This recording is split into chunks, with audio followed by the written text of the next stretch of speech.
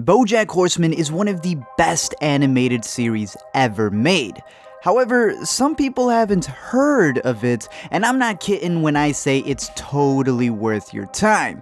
It's made me cry, it's made me think, it's made me laugh so hard I almost poo my pants.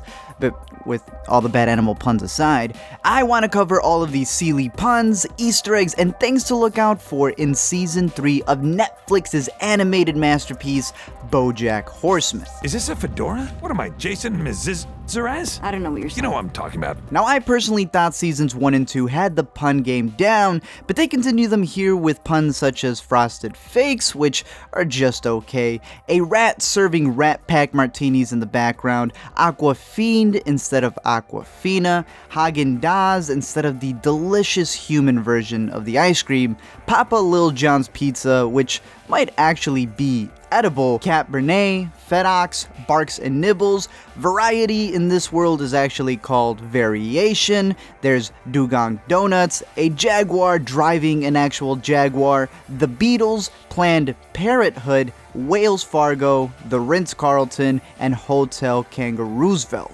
We even see some busy bees, as well as some worker ants, a fly in a soup bowl being returned, and even tipping cows without them falling over. Oh crap! I accidentally tipped the waitress $8 million! Of course, we also have Harambe. Rest in peace, sweet prince. One of my personal favorite episodes would be the 2007 flashback one where we see Mr. Peanut Butter wearing a sit, fetch, stay Ed Hardy-like t-shirt along with a Von Dutch cap, which was the fad back in the day, a bunch of dated pop culture references like Rihanna's Umbrella Shop, Britney Spears going bald, My Chemical Romance, and recognizing that The Big Short hadn't happened yet. She kissed a girl, huh? And she liked it? We also see a play on Deal or No Deal, We Strap still being a fad at that point, freeing Paris Hilton, and Circuit Cities kind of dying down at that point. Michael Vick made me a very strange offer, but I'm gonna hear him out.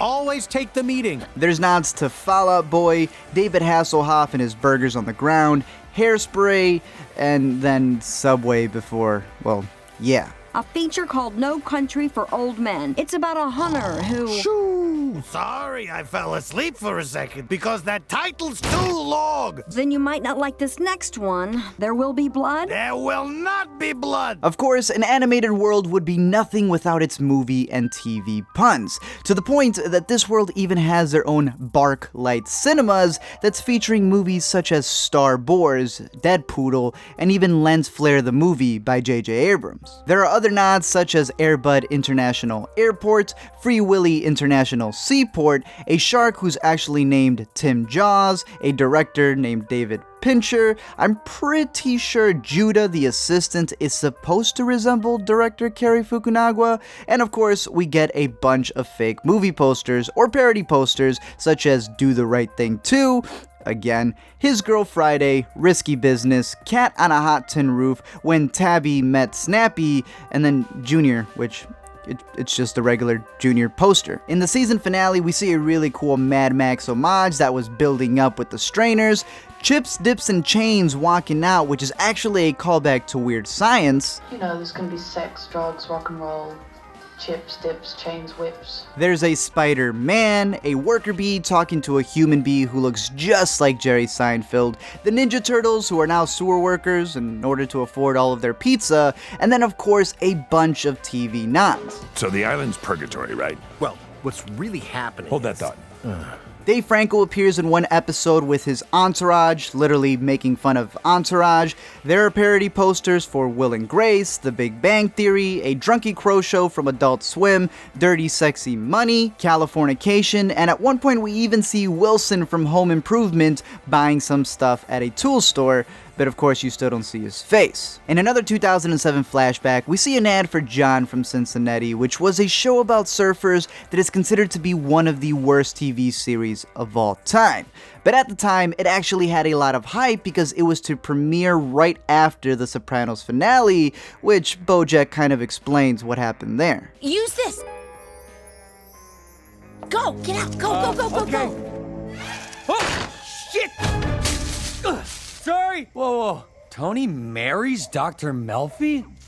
Mamma mia! We continue with their version of Hamilton, Fun Ham instead of Fun Home, Jeffrey Lewis in the Junkyard but with a giraffe, a play on a couple of books such as Eat, Spay, Love, an issue of Master Bates, and Princess Carolyn's collection, which includes A Tale of Two Kitties, Romeo and Juliet, Persepolis, and even a parody of a book by the brother of the actress who plays Princess Carolyn. But if I had to pick my favorite jokes for this season, it would definitely be the ones revolving around the Oscars and all the jabs that they took at them. What do we do? It's okay. We just need to come up with all the nominees ourselves. But I haven't even seen all the movies. Todd, nobody has. That's not how they give out awards. But Time for talk is over. For example, the Golden Globes and the road to them, and how the Golden Globes are just special things for snowflakes out there, to the point that they're now even accepting Vines as nominations. And of course, always nominating Leonard de Capricorn for the Haberdasher's Peanut. and even having a Leonard Maltin Award ceremony, who, if you don't know,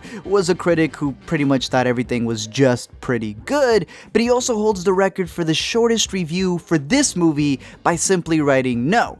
And what do you know, they referenced that in the after party of his award show. On top of all that, when we finally get the Oscar nominations revealed, we get a bunch of jabs at things dealing with actors who are always appearing, categories that people don't really care about, and then a little nod at Oscars so white. The Academy does not look kindly on murder. Rape, they don't seem to have a problem with. And while the show can get very meta, I'm sorry, Todd, are you a movie star? I did narrate a Mazda commercial. Funny story how that came together. it can also get very deep.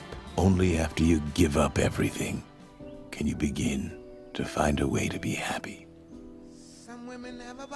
For example, in the season 2 finale, we see a monkeyish-like character who tells BoJack, It gets easier. Huh? Every day it gets a little easier. Yeah? But you gotta do it every day. That's the hard part. But it does get easier. and in this season, we secretly find out that he used to run with his wife back in 2007 until somewhere along the way, she died. So when he tells BoJack in 2015 to keep on going, there's actually a backstory to that. Just like we noticed that Todd's ex-girlfriend, who gets brought up way back in season 1, is actually Emily. All those moments where BoJack wonders if any of his many encounters actually went through with their pregnancies is revealed to be true when we find out that he has a daughter roughly around the same age as Penny, if not going to the same school she is. And how, with BoJack fathering that seahorse in one of the best episodes of the series, may actually be a foreshadowing to fill that void that he has, especially after Sarah Lynn's death. Now, it's crazy to see that even the title sequence at a certain point shows Sarah Lynn in the background until the episode where she dies and she's no longer there. It's also crazy that her death was actually foreshadowed way back since season 1, where we see her music video take place at a planetarium, and even having her mention that the only drug she hasn't done is horse. Oh, that's too much, man. On top of it all, the last scene of the season was actually shown in the first episode right in the background. How about them apples?